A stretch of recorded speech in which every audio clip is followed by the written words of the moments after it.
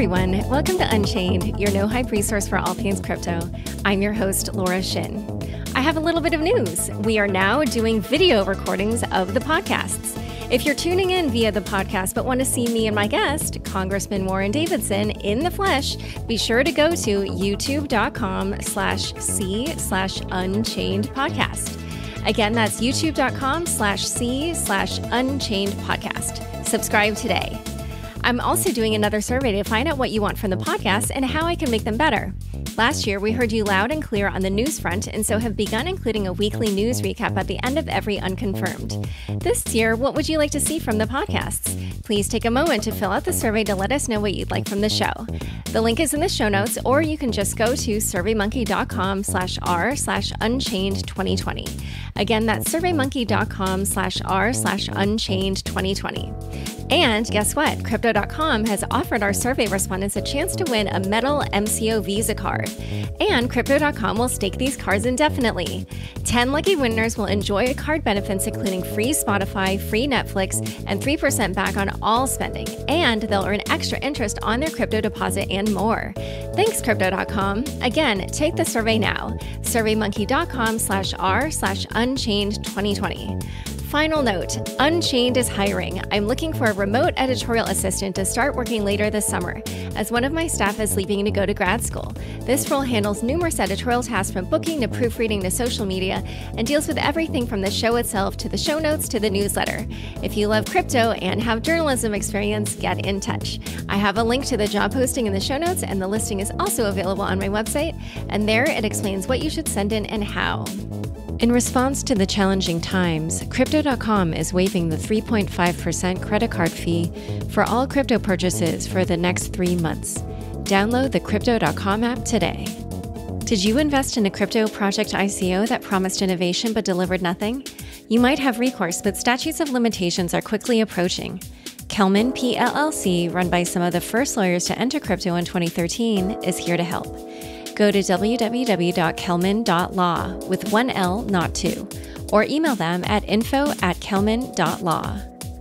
Stellar makes today's payment process work how it should by allowing different financial systems to work seamlessly with one another. Stellar is an open payment protocol and network that can make financial systems and businesses interoperable with a few lines of code. Learn more about Stellar and start building today at unchained.stellar.org. Today's guest is U.S. Representative Warren Davidson of Ohio. Welcome, Congressman Davidson. Good to talk with you, Laura. Your background is a mix of military, an MBA, and owning and operating manufacturing companies. How did you come to be a congressman and also get into Bitcoin? Yeah, so I guess how did I become a congressman? John Boehner was the member of Congress that represented my district, and of course, he was also the Speaker of the House. So when he resigned, I wasn't planning to run for Congress at that time. I owned a group of manufacturing companies. And so he resigned in September of 15. Initially there were a couple people running against him, but then all your more credible candidates got in right away after he announced it. And in October, you start getting invitations to fundraisers. And then November, a couple people stopped in my office really to raise money for another cause. And they said, it'd be great. They asked who I was going to back in the race. And I said, well, you guys are the political people. And they said, it'd be great if there was an Army Ranger business guy in the race. And, I came home and I thought my wife would laugh kind of like you did, because that was my reaction. And she said, well, what'd you tell them? I said, well, tell them they're crazy because it's crazy. And she says, call them back. You'd be great at that. And ultimately I did and, won the race. So that's how I came to be in Congress. But I took an interest in Bitcoin, early on because in manufacturing, we had a lot of international payments and, it has all the payment system problems that people recognize that would be watching or listening to this podcast. And so you would wire transfer money, and it was early on, it was really clunky because you couldn't wire direct to China, for example. So you'd go through Hong Kong. It was very inefficient. And that led to an interest in things like DigiCash and other things. So when Bitcoin came on the scene, you say, oh, this really is a pretty elegant solution, pretty neat idea. Wow. Okay. So you were really following this stuff even before, if you knew about DigiCash. Yeah, I mean, unfortunately, not as a Silicon Valley investor, just as a manufacturing guy trying to solve a problem here in the Midwest. Right. And I just want to say for listeners who don't remember, we're both from the same state, Ohio, great state. So we had tried to do this interview back in December, and due to technical issues, we couldn't finish it. And what was interesting is this time around, when I went to prepare, everything in the world had changed so drastically that some of the questions not only seemed outdated, but almost quaint. And I still feel like, we need to dive into that background so people understand kind of what it is that you've been working on in crypto and blockchain pre-pandemic. So why don't we just kind of cover that ground now? So in April of 2019, you introduced the Token Taxonomy Act in the House. What problems were you trying to solve with that bill, and what are the main points that it proposes? Yeah, so the bill itself really was a product of work done in 2018. So, like I covered, I got into Congress and then ultimately on the Financial Services Committee. People will remember in that stretch, 2017 in particular, the ICO market was really hot, and Congress really wasn't doing anything about it. There were regulatory, turf wars and, court cases that were coming out, providing a patchwork. And normally that's a great time for Congress to come in and provide some sort of clarity. What should the law be?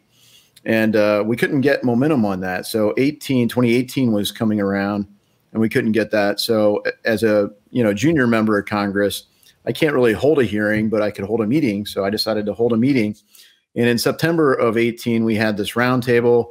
It was initially like, let's get a dozen or so people in this space, thought leaders.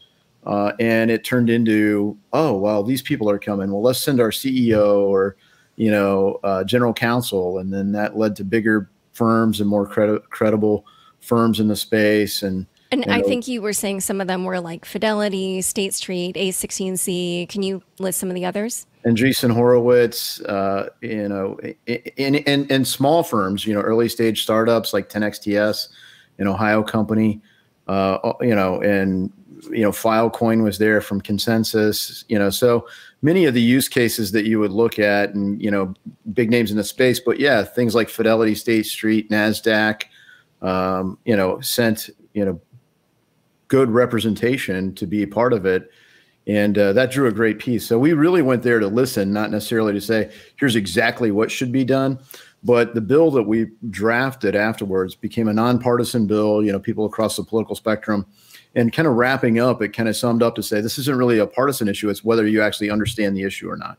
Because people from across the political spectrum would agree, this is what this space needs to have innovation flourish in the United States. So we dropped a bill at the end of 2018 that was really meant to be a public way to get feedback on what we had, our work product from that roundtable. And so we thought, oh, well, we'll be able to get feedback and drop this in February. But we truly had feedback, just an abundance of input from, great law schools, venture capital firms, trading desks, startup companies, entrepreneurs, you name it. So we had all this input coming in, and it took really until mid-March before we kind of gelled all that in a way that we could get it redrafted. So it's been there, and we've got a nice file of things that if we do get to the point where we go through true hearings and then markups where amendments could be offered, that we would probably edit the text some to get full consensus to move across the finish line.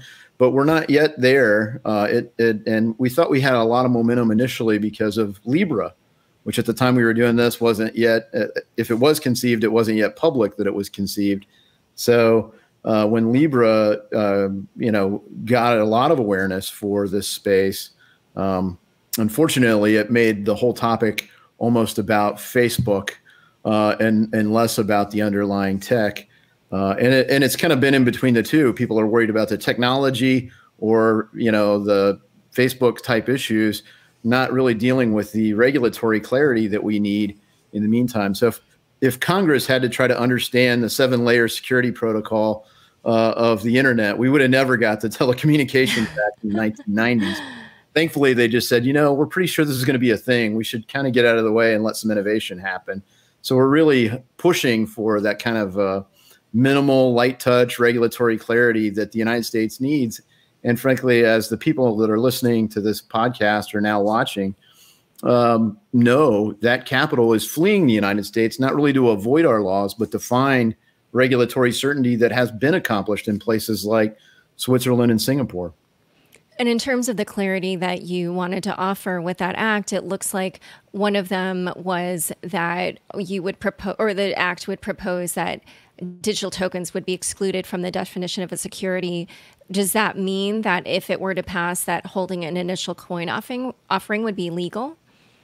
Well, I mean, an initial coin offering could be legal today if you complied with, Reg A, Reg A plus, Part, D. There are a number of crowdsourcing. There's a number of ways to do an initial coin offering that would be fully compliant with securities law. The trouble is that if you want to make a coin, in the sense of a tokenized asset, functional, if it's treated as a security, then it for most use cases becomes problematic, because you're essentially engaging in broker-dealer activity, and fundamentally changes what a lot of firms are trying to do with the space. So it says that if you meet this 4-part test, then you could have regulatory clarity that this will not be considered a security. And that's really been the hang up at the SEC, the Securities and Exchange Commission. And it goes back to a 1950s court case, the Howey test, which is really about oranges versus orange groves and the capital formation and is it created yet or not? So it doesn't say all tokens will be not securities, but it says if you meet this test, then you'll know it's not a security, because you could tokenize securities. And what are the 4 conditions?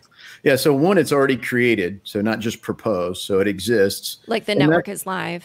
Right, so it's functional, and then 2 is that it's on a distributed ledger that doesn't require a third party to transfer assets. So you don't need an intermediary. So we started talking about them initially as open blockchain tokens.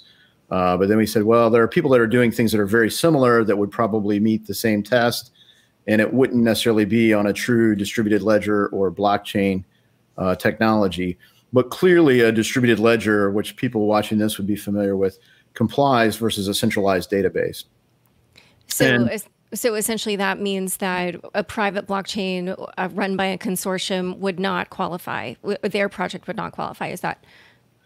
Well, because, it wouldn't necessarily meet this test, because, there's a bigger debate about that. And the other piece is the central authority, which is, part 3, central authority, can't alter it.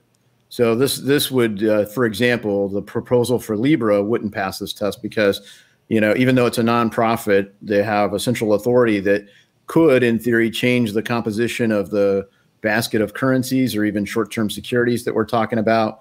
Well, inherently, if you're trading short-term securities to create the value of the asset, then the underlying product will be a security. So that's 3, and then excuse me, the 4th part is that it doesn't represent an entity. So, for example, I like pointing out Filecoin, and some people may be familiar with that use case. But think of Apple. If they wanted to launch CloudCoin and the token was representative of a terabyte of storage on iCloud, it would be very clear that you're not buying shares of Apple, right? You're buying storage, a service or a good, So the representation of the asset can't be, shares of a company. Otherwise, there'd just be a big circle, to say, well, gee, this is a share, but it's not treated as a share.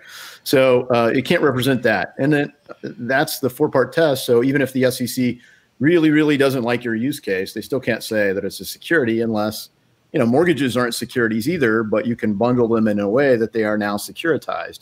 So somebody could do that to tokens down the road, to kind of, I guess, highlight how far into the weeds you can get with these definitions, but it's really important. So that's one of the important things that it does.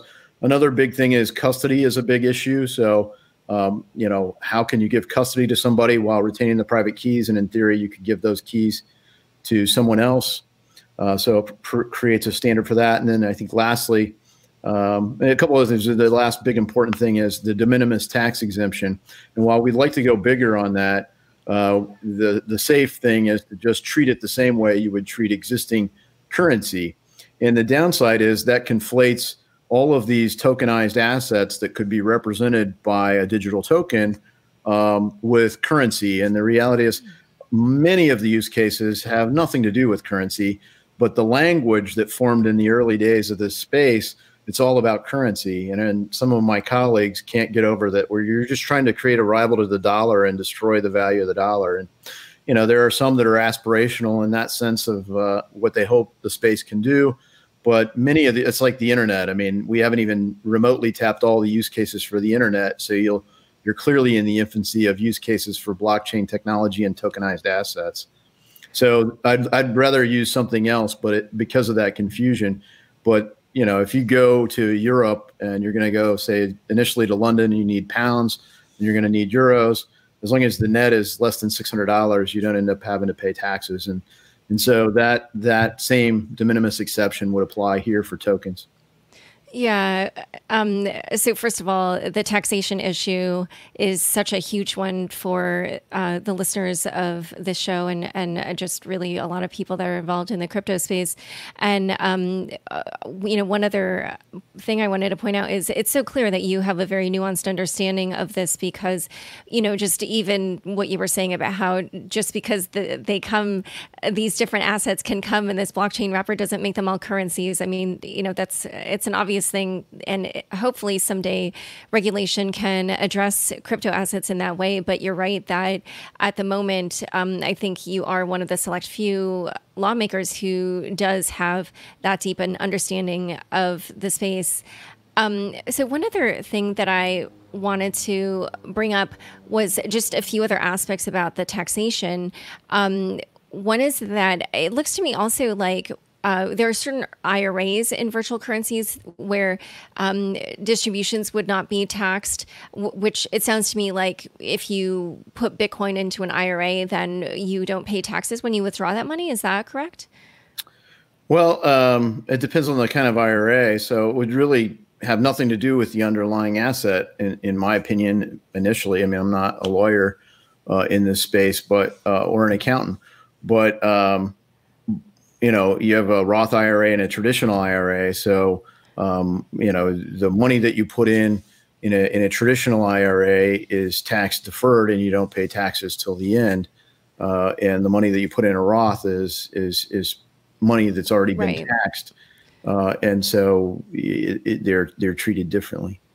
Okay. Yeah. And one other one that caught my attention was a tax exemption for exchanges of virtual currency, which made it sound like crypto to crypto exchanges would be tax free, which I think would excite a lot of the traders in the community. Yeah. Is that correct? That's right. So, you know, if you think about real estate, people, it's like Section 1031, but you'll talk about a 1031 exchange, and it really treats it as an asset. And when you do a like-kind exchange, then you can net out the tax. So if the easy case is if you're, you know, say taking, you know, $100,000 or $1 million and you're buying something that's, you know, $200,000 or $2 million, you can roll that in. You still end up with issues when you're going down the ladder in terms of paying out a net gain because it's a net issue, but it still could minimize it. Generally, it's done when you're taking something of value and exchanging it for something more and putting some additional, you know, equity or leverage into the deal. And then one last piece of this is, you know, what you proposed intersects with what SEC Commissioner Hester Peirce proposed in terms of her suggestion that there be a safe harbor for token issuers. And I was curious to know what your opinion was of her proposal.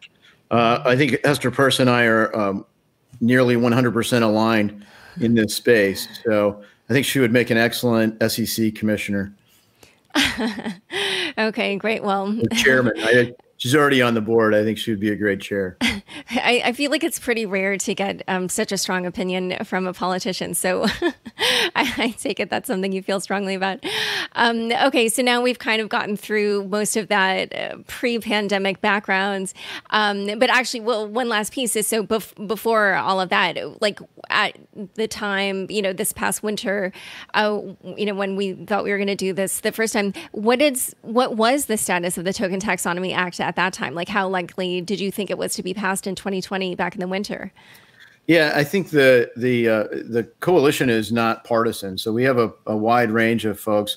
Unfortunately, some of the chairmen of the committee changed. And so clearly the most vocal opponent of this space in Congress is Brad Sherman. And, Brad Sherman's a Democrat from Los Angeles, and now he is the chairman of the Capital Markets Subcommittee. So near the end of the year, after Elijah Cummings died, Carolyn Maloney moved out of our committee's chairmanship for that subcommittee and became chairwoman of the House Oversight Committee. So that created the opening, and Brad Sherman's the most senior Democrat. So he became in that subcommittee. So he became the chairman of the Capital Markets Subcommittee. So, and he famously also proposed outlawing cryptocurrency. Yeah. Did that go anywhere? Thankfully, no. However, he continues to say that the only reason to own cryptocurrency is to launder money or evade taxes, and sometimes more pejorative things than that, like fund terrorism. Okay. So, it's safe to say that as long as he's in that chairmanship, it's going to be a challenge to move legislation. Thankfully, our ranking member, Patrick McHenry, is very pro crypto, very pro the space. He hasn't endorsed this particular bill, but I think in general, as ranking member, he tries to avoid those things, particularly things where there's still a healthy debate on. And so it doesn't kind of tip his hand for lots of things. I think he might not support it 100%. He's got a few ideas. And so that's where I say, when you gather the ideas that are coming in, we might see it amended somewhat to get across the finish line. And another thing, I was encouraged by, Kelly Loeffler in the Senate. I mean, she clearly understands the space coming from, her background, and then in Wyoming, a state that's really been phenomenal for crypto and tokenized assets, blockchain broadly, heavily due to Caitlin Long and the state legislature out there. But Cynthia Loomis is likely to be the next senator from Wyoming, and she's very strong on the issue as well. So hopefully we'll have knowledgeable allies in the Senate that will help us get momentum on in a bicameral way and get this across the finish line. And the last I would say is, just because Congressman Sherman is in a very influential position on this doesn't mean that he will carry the day. So, Maxine Waters and her staff have been, attentive. They've listened. We've got a fintech task force now. And so, Congressman Foster and Congressman Lynch have paid attention to it. Now, Congressman Tom Emmer, as a Republican, is leading the Republican side. And, he clearly understands the space. And so I think there's some opportunity for momentum. But, yeah, I mean, on virtually every issue, as you've alluded to, we've been disrupted by, a health pandemic, and now really a lot of attention to some civil unrest. I think, a lot of, near uniform concern over, excessive force used against people broadly. And, of course, most recently, George Floyd. Yeah. And so before we move on to those issues, I do want to also mention that Congressman Patrick McHenry was on this show, and he at that time talked about something new that he was proposing called the Financial Services Innovation Act. And it kind of would create something similar to a sandbox, which he was calling permanent beta testing, which was also an interesting idea. People can listen to that episode for more information on that. And also I did do an interview with Governor Mark Gordon of Wyoming, and certainly Wyoming is really out front and center. And I've also discussed Caitlin Lon's Avanti Bank, which is going to be launching probably sometime in the next year. All right. So in a moment, we will discuss taxes and, well, not taxes, sorry. We covered taxes, China, Libra, a digital dollar, COVID, and more. But first, a quick word from the sponsors who make this show possible. Kelman Law is run by true crypto OGs and based in New York and Taiwan. They were already operating since way back in 2013, and of course, they accept crypto as payment. The founding partners are known for having drafted bills and crypto regulations submitted to U.S. Congress, as well as working in the Mt. Gox civil rehabilitation case. If you participated in a token offering and have not been able to get back your funds, then you should contact Kelman Law. Kelman Law is staffed with lawyers with expertise in ICO litigation, dispute resolution, anti-money laundering, and U.S. and international corporate structuring for crypto businesses. So if you have a dispute with an ICO project or you just need solid legal advice related to crypto, send a message to info@kelman.law. That's KELMAN.law. That's Kelman with one L, not two. Kelman.law. When you think crypto, think Kelman. Everyday financial institutions move trillions of dollars from country to country, currency to currency, using payment systems that are slow, expensive, and unnecessarily complicated. Not anymore. Stellar is a global payment network for today's ever-connected world. With Stellar, you can send money to friends and family, exchange assets, access micropayment services, and more. Stellar is used by companies of all sizes, from Fortune 500s to single dev startups. Stellar adds interoperability to traditional financial systems, and with clear documentation and ecosystem support, is easy to implement into existing products. No matter the financial institution, no matter the currency, no matter the application, these elements can interoperate seamlessly by connecting to the Stellar network. Connect to the new global financial ecosystem powered by Stellar. Learn more about Stellar and start building today at unchained.stellar.org. In response to the challenging times, Crypto.com is introducing 3 measures to help the community.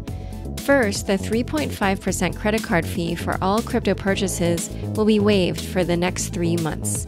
Second, you could get up to 10% back by using the MCO Visa card on food delivery and grocery shopping at merchants like Uber Eats, McDonald's, Domino's Pizza, Walmart, and more. Don't have a card yet? Buy gift cards on the Crypto.com app from merchants like Whole Foods, Safeway, Burger King, Chipotle, Papa John's, Domino's, and more, and get 20% back on food and 10% back on groceries. This is a global offer, so check out which merchants are available in your country. Download the Crypto.com app today. Back to my conversation with Congressman Warren Davidson. So now let's talk about the pandemic and also the record high unemployment and all these protests. So, and of course now we have this election coming up. So given all those things, how has that changed any of your strategy around, trying to move some crypto-friendly regulation forward? Well, as you saw in, some of your listeners or viewers now may have noticed that there was a reference in one of the bills that had no momentum to, a central bank digital currency and research there. So in the space, obviously, some people view central bank digital currency as disruptive to, private efforts, and some people see it as an accelerant. Either way, China's moving forward aggressively with a central bank digital currency, and so we're going to be following whatever happens in that space. There's really not a lot of likelihood we'll build enough momentum to be doing it concurrently, at least soon. So we'll see how that plays out. But that was one of the references in the bill.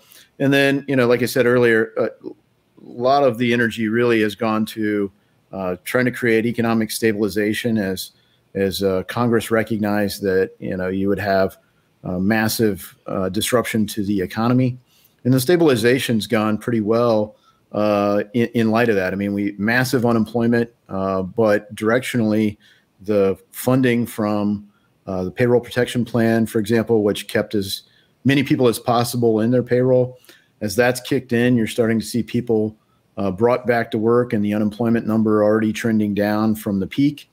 And so you saw the Fed step in with a lot of monetary policy, and that created a lot of attention because this isn't money that the federal government's really borrowing. We're effectively, printing it, altering the ledger, so you say. And of course, that would be considered highly inappropriate in a tokenized asset, right? You've got the central bank editing the currency. We're going to dilute the value of your assets, and that's exactly what's happening to your U.S. dollars.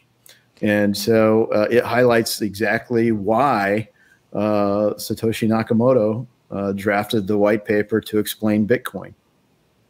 So you really, it sounds like you're not a fan of the way that this is being handled, and is it fair to say that you would trust a system more like Bitcoin that had kind of a programmed monetary policy?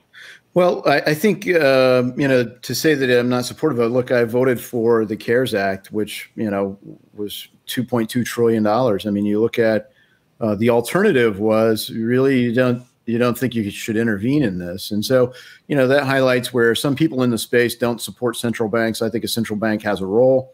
But I do think it's cautionary, as people still say, oh, we should print another 3 trillion and another. The modern monetary theory people that believe if you have a central bank, you can just keep printing. That's not what history shows. And frankly, the logic of it is that you can just dilute the value of everyone's money and there's no consequence for it. And that's completely irrational. So people in the crypto space and obviously Bitcoin fans will see the fallacious argument for what it is. But I think if you had Bitcoin as your national currency, you would see the lack of flexibility that would provide for a central bank in a situation like this. I view Bitcoin personally kind of like digital gold versus a true currency. I think it's a great store of value. I don't own any personally. I think given the role and how vocal I've been as a legislator about this space, that it would be inappropriate for me to do so, though not technically a violation of the rules. But I think that when you look at the challenge for it, it's highlighted that in the space, one of the things that's really important to me is central authority and the ability to do true permissionless transactions. So Bitcoin can do that, in theory, all the way. But in the U.S., it's heavily regulated by, Bank Secrecy Act, anti-money laundering, know your customer provisions that require a lot of data collection about the on-ramps of how you come into owning the assets. So, our country constitutionally is supposed to have privacy, not secrecy. And that's a tough balance. And in our financial transactions in the U.S., the Fourth Amendment's been heavily eroded. So I think this space really, whether it's, the form that it takes is incredibly important. And that is really a lot of the tension between people that say, we want to, some of my colleagues literally want a back door so that they can see all the identity of everyone. And even some want a node where they can approve or deny every transaction as the government. And essentially that's playing out. And that's part of why Facebook was, timely in their Libra discussion is, do you really want someone to filter your content in the same way, let's say Twitter is filtering content online right now, or do you want it to be truly permissionless like cash is? I can take a $20 bill and give it to somebody. I don't need permission from anyone. We just need to agree. I'm going to give you $20 in exchange for what you do. And there's still consequences if you do that for things that are illegal, but you don't have to get permission from a central authority or a third party to be able to complete the transaction. So I think that's the healthy tension that's going to continue to exist in the space. And it's highlighted every day in our dialogue. And, some of that, when you think about COVID-19, people really wanted to have all the identity of everything to reopen the economy. I mean, one of the proposals was, and so I've been on the president's task force for reopening the economy. And one of the proposals was that you would download a digital certificate to your phone every day. And if you tested, negative for COVID-19, then your certificate would be renewed for 24 hours. But effectively, without that, the default condition is you're in house arrest. That's a fundamental change to American society. Permissionless systems are things that embrace America's society and culture. I could see a system like that working in, say, China, where the culture is different. In the United States, it's a little ironic that we've been so slow to embrace things that other places that don't have our history of freedom and permissionless activity embracing. So I hope that we can kind of turn back and look at some of the core characteristics of cash, for example, and create that same feel with our payment systems. Well, gosh, there's so many things in there, but I think maybe the main thing I want to ask you is just, so do you feel that COVID now presents an opportunity for the government to take advantage of this technology in some useful way? Or, earlier when you mentioned how that digital dollar was put in that bill, but it didn't go anywhere, what were the arguments on either side? And was your thinking that now was the time maybe to try to use this technology, in the midst of this emergency because it is faster than traditional payment rails? Well, I mean, I've been a fan of using the space since way before this. So it just highlighted gee, wouldn't it be great if we could just, move money this way? And as individuals got payments, I mean, the Treasury was fairly efficient in people that already had their accounts on file, moving the money directly into people's accounts, but not everyone did. So they were so efficient that they sent cash to dead people. So hopefully there would be some level of identity that says, let's not do that. So there were some flaws.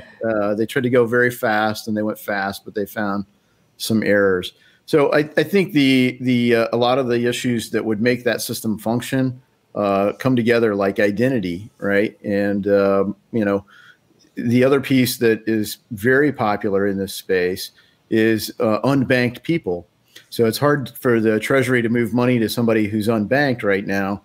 And a lot of the appeal of crypto is that your phone or USB drive, some digital wallet, however it functions on your hard drive on your CPU.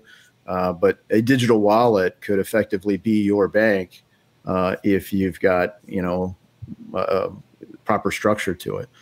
So that could obviously be way faster.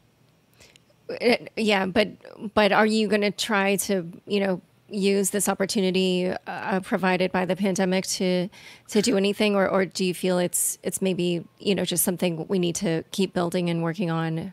Yeah, I mean, Rahm Emanuel and others have made famous "never let a crisis go to waste," and I'm kind of in the other theme in this sense. As someone noteworthy said, it's always the right time to do the right thing. Martin Luther King, and I think that's fitting on all sorts of fronts right now. All right. Well, so you did also mention China. That country has begun its pilot for the DCEP, which is its digital currency and payment system. And it's also unveiled a very comprehensive blockchain initiative that really is almost as ambitious as the Belt and Road Initiative. And in your press release for the Token Taxonomy Act, you even referenced the fact that Xi Jinping has said that blockchain technology is 10 times more important than the internet was. So given the fact that they're kind of already working on this and the U.S. is still mired in dealing with the virus and all this record unemployment and all these other things going on, are you just concerned in general about the U.S.'s ability to stay competitive when it comes to this technology?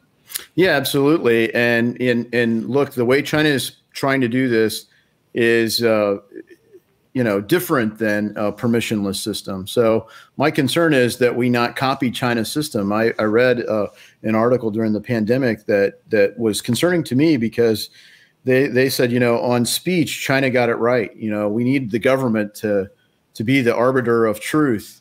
And wait, who said that? It was an article in The Atlantic. I wish I could attribute the professors that read it. And I'm like, no, I'm a no on that one. And it's the same. We don't want that to happen to our payment system either. But of course, China is implementing such a system. And as they're going into large parts of the world and heavily into Africa, ways to connect their structure to unbanked people is a really big deal. And I think the other piece is when they can do that, they truly do have a rival to the US dollar. So, the last time the planet had this much debt was after World War II. And that led to the Bretton Woods Agreement that locked in the United States as the world's reserve currency. And, post this pandemic, post this, the world is going to have a massive amount of debt. And unlike World War II, where we largely didn't have debt, we had a lot from World War II, a peak level for us. But compared to lots of the rest of the world, our currency was viewed as the strongest. And I'm not positive that's the case. And when you look at whether it's China, Russia, or even Christine Lagarde at the European Central Bank, they've been longtime advocates of creating rivals to the US dollar, whether it's a different currency, a synthetic currency, basket of currencies approach, as Lagarde had proposed when she was at IMF, International Monetary Fund. I really hope that we don't, move forward in a way that not only lags what China and other parts of the world are doing, but ultimately sees us undermine one of our core strengths, which is we are the world's reserve currency. It's great for our economy. It's great for our fiscal policy, our ability to get debt at affordable prices. And it's actually very essential to our national security programs. So we don't want to undermine that. We should be moving with fintech instead of lagging. And unfortunately, we're lagging. Given that China's forging ahead, the U.S. appears to be dragging its feet when it comes to a central bank digital currency, would you say that Libra then, simply because Facebook is the only entity on Earth that has a larger population than the population of China, that is sort of going to be the counterweight to the dominance of DCEP? I mean, it could be, but fundamentally, let's look at Libra. I mean, it might get a lot of support from Europe.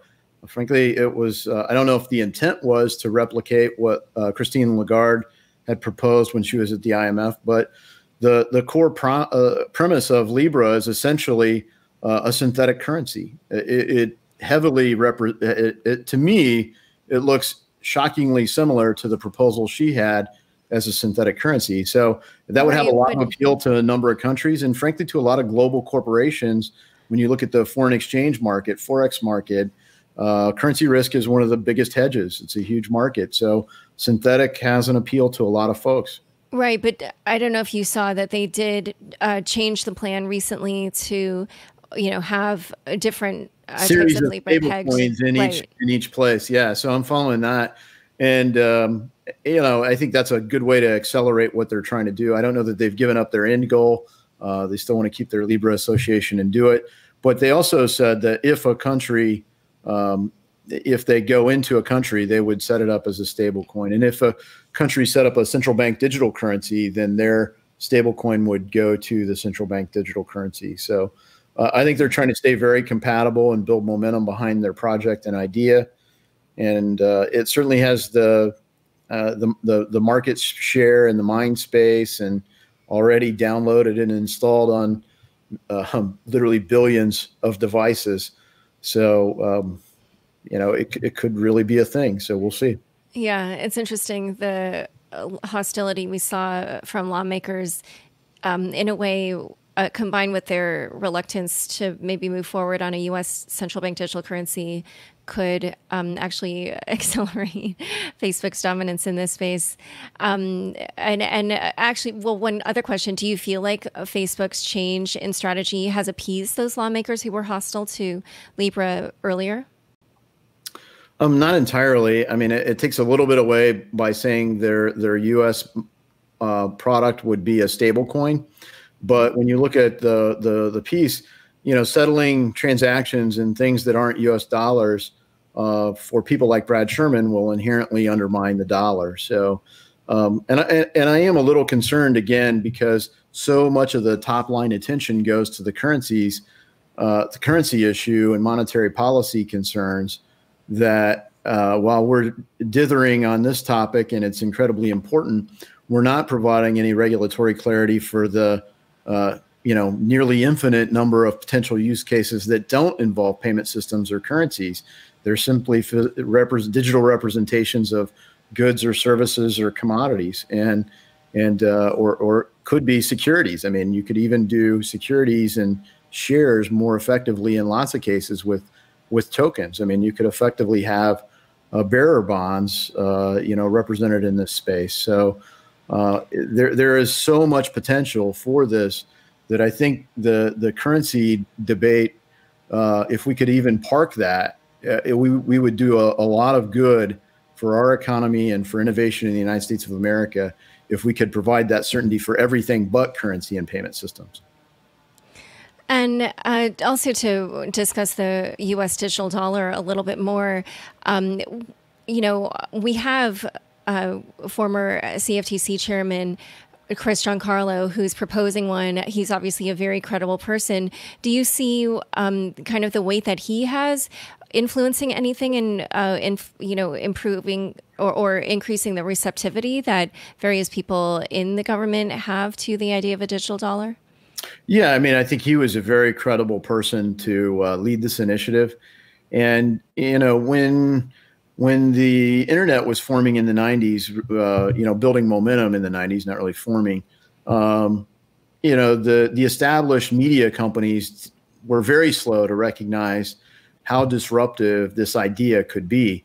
So in a lot of ways, when Congress passed this light touch regulatory clarity in the 90s, there wasn't a big lobbying effort to preserve the status quo, right? And so it was seen as this blue ocean, blue sky, whichever illustration you want, total, space to be able to go into and innovate and create. And,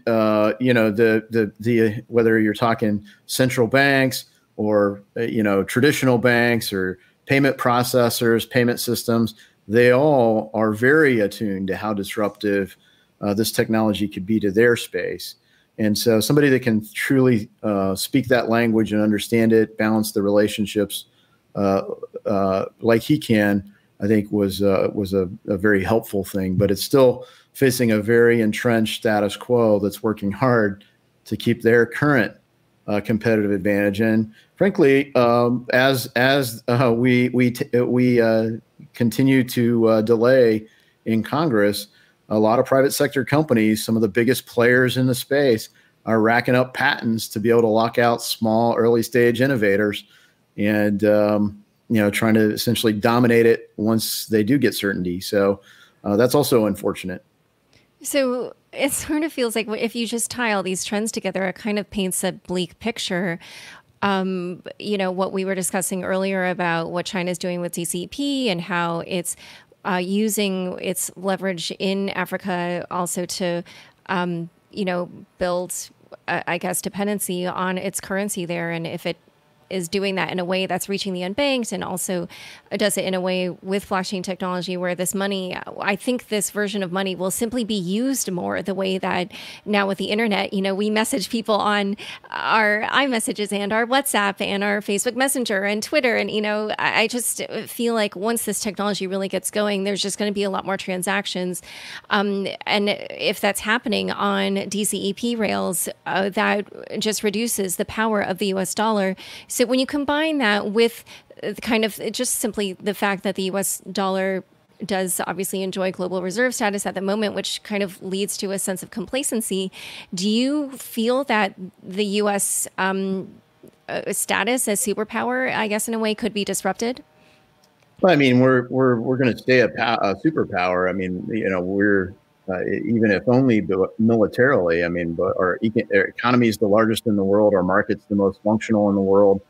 Our military is the most powerful in the world. Our intelligence and surveillance systems are unrivaled. So, I mean, we will clearly be a superpower. And frankly, we should spend a little less energy worrying about being a superpower and more about doing the things that resulted in that, which was, providing the world's best market for goods, services, intellectual property, capital formation.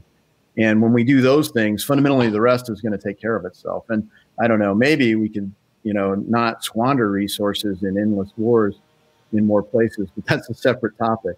But I think when you look at China, for example, the way they've gone to tie the pandemic piece back together, the way they've gone about their activities historically, and particularly in this pandemic, have really alienated a lot of countries. So, they were literally leveraging their PPE, personal protective equipment, stockpiles to say, well, we can get you some of these, N95 masks and protective garments for hospitals and ICUs if you agree to use Huawei for your 5G implementation, right?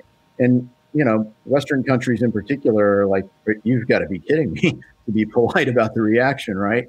And as people seen how China wanted to leverage their power, I think it's caused a lot of people to check up. And, let's not forget that when China became part of the World Trade Organization, they promised to become a market economy. And, that was in the 90s. And so far, 0 countries recognize China as a market economy. Every country would recognize the things that China has done with respect to intellectual property theft, with respect to blocking market access, or if you do get access, you have to, share the intellectual property and ownership of your company in exchange for that market. And then they don't want to agree to the same sort of reciprocal things. I mean, in fact, to be listed on U.S. exchanges, Chinese companies don't have the same audit standards, for example. So they've really been treated separately. And I think not just in the United States, but around the world, people have kind of grown weary of that. And now they're much more cautious. So those activities could delay China's ability to move forward on, whether it's digital currency or trade or some of their other Belt and Road initiatives.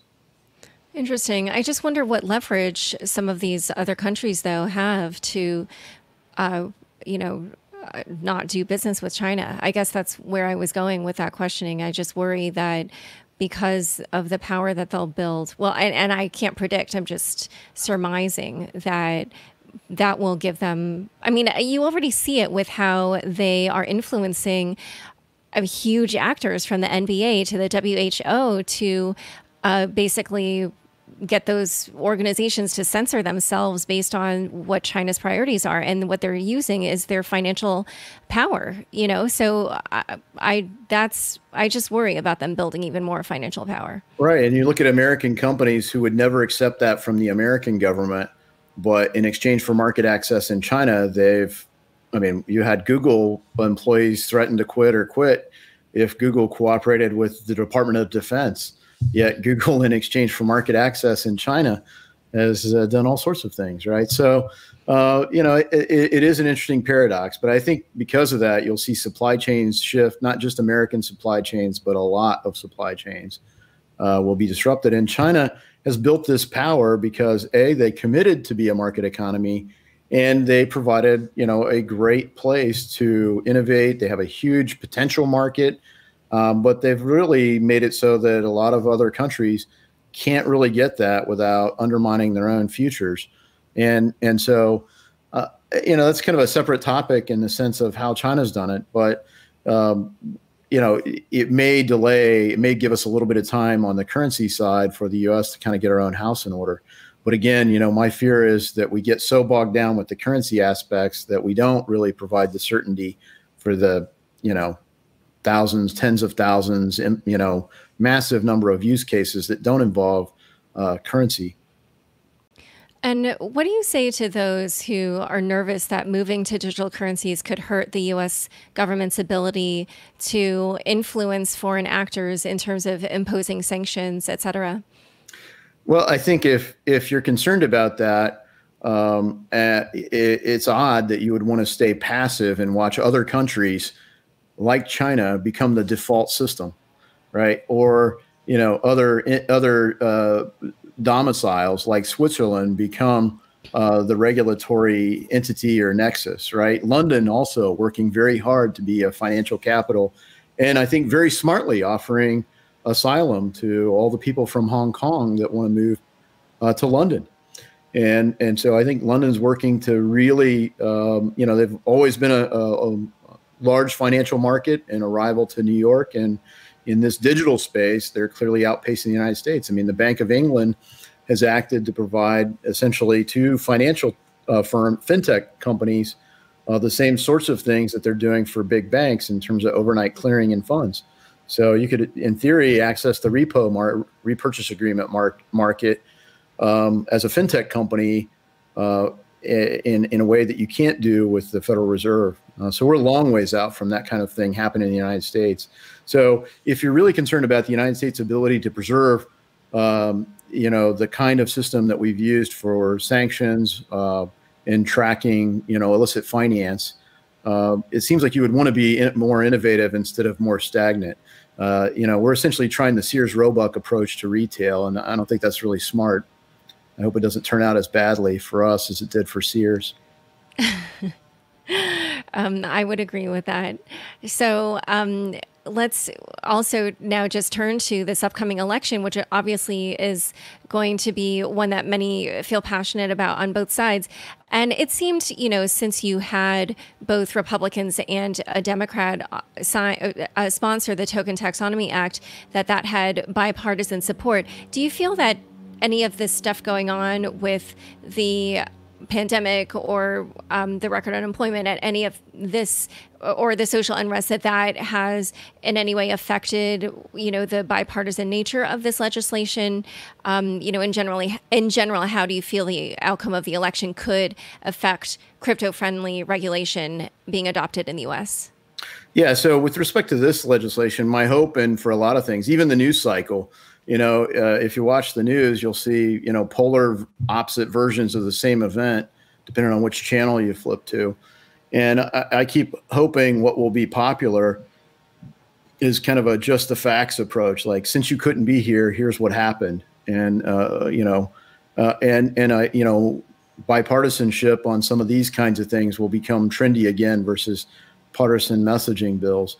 I think the country in a lot of ways is hungry for that. And so my hope is, going into the election cycle, that a bill like this, which is not partisan, could get some momentum to show that, hey, there really is a way for us to work together on some issues. And frankly, a lot of issues like that in the financial services space aren't partisan. It just doesn't get much press, right? So I hope that we can find a way to work together to get this and a lot of other things done, and maybe even get some news for the fact that we do get along and work together on a lot of things. But I'll give you that news. I'll cover it. Yeah, it'll be great, I hope. And eventually, I'm sure we'll get there, but maybe not before November. But going into November, one of the biggest things for the House of Representatives, every member of the House is up every 2 years, so we're all up for re-election. And the House is a completely majoritarian body. So if you have control, your party becomes Speaker, then you are the leaders of all the committees. And so the leadership really would matter in the sense that, if the Republicans flip the House, then of course Brad Sherman wouldn't be the leader of the Capital Markets Subcommittee. And in theory, Patrick McHenry would be, if he stayed in his current role, the likely chairman of Financial Services. And so he would be more likely to be pro this legislation than Maxine Waters has shown herself to be so far. But it's not clear, A, that will be the outcome, and B, that we would still get momentum on it, because you'll see it. But it seems more likely in the House that would be the case. And then, we'll see with the Senate, we'll see with the presidency. It's not a partisan bill, so I don't know. I don't know if Joe Biden or Donald Trump are more or less likely, or a player to be named later, right? So there's a lot of speculation about where the election cycle is going at this point. Right.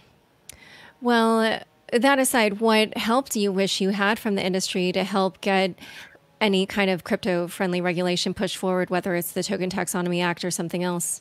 I think the biggest thing that I would love to have would be a consensus that we should have a real hearing focused on, this space. And even if we have to set aside all the payment systems and currency issues for the focus of the hearing, that we had a hearing about it where the Token Taxonomy Act was a bill that's noticed for the hearing, so we could have, one or two hearings that cover this in depth, and then we could go into a markup. And that's the path that most legislation follows. That you have a committee hearing, you go to a markup where it's an internal meeting, no outsiders, but Republicans and Democrats and others in the committee with a chance to amend. and then you vote on the bill as amended. And I think we have broad bipartisan support for this legislation that would only be made, more broad and more bipartisan by going through that markup piece where people could offer, their amendments. And hopefully that would result in a product that's functional. That's also how some legislation passes, but the industry goes, what happened here? We thought we had something. So hopefully it comes out in a usable form, but I'd love to see that happen. And I can't see a downside to doing a real hearing about it personally. Right. Hopefully it wouldn't end up being like the New York bit license, which obviously was something that the industry really felt had been imposed from above and did not take into account their wishes. So before we close up, I had a fun question for you, which is I wanted to address that moment in the congressional hearing on Libra when you asked Meltem Demirors of CoinShares to explain the difference between shitcoin and Bitcoin. And it appeared that maybe ever so slightly there was a little smile on your face. Did you plan to use that word shitcoin? And did you do it like for the kicks of having it in the congressional record? Well, I didn't go into the hearing planning to do it. And I had not spoken to Meltem before. I never actually personally met her before that hearing. And so I was listening to her debate and I thought I might be able to broach this topic, but I hadn't thought whether I'd actually use the phrase shitcoin. And I thought, this is the most effective way to illustrate it. And I think she's going to be able to go there. Well, so it's funny that you sort of clued in on that without having known her, because when she came on my show, there was just more profanity in that show than in like any other show. And she used that phrase specifically. She actually talked about what she called the shitcoin waterfall, and that had to do with ICOs. And I think if I remember correctly, I think we even named the episode. We had shitcoin waterfall in the title. So she's very well known for using that word. So it's kind of amazing that, excuse me, that you didn't know that and you didn't plan it. I didn't even know that she had used a toilet as a prop at an event at another time. But I could definitely sense that she clearly was in the Bitcoin camp, and yes, many of these other things are in fact colloquially known as shitcoins. Right. Well, that was just such an iconic moment. It will go down in the history books. Okay, great. Well, where can people learn more about you, your work in the House, and the Token Taxonomy Act? Yeah, so our official website is davidson.house.gov. People can go there and see bills that we've sponsored, co-sponsored, press releases, sign up for our newsletter, and all of our social media accounts. Perfect. Well, thanks so much for coming on Unchained. Thanks very much. I really appreciate what you do. Thanks so much for joining us today. To learn more about Congressman Davidson, check out the show notes inside your podcast player. Don't forget, you can now watch video recordings of the podcast on the Unchained YouTube channel. Go to youtube.com/c/Unchained podcast and subscribe today. Unchained is produced by me, Laura Shin, with help from Fractal Recording, Anthony Yoon, Daniel Nuss, Josh Durham, and the team at CLK Transcription. Thanks for listening.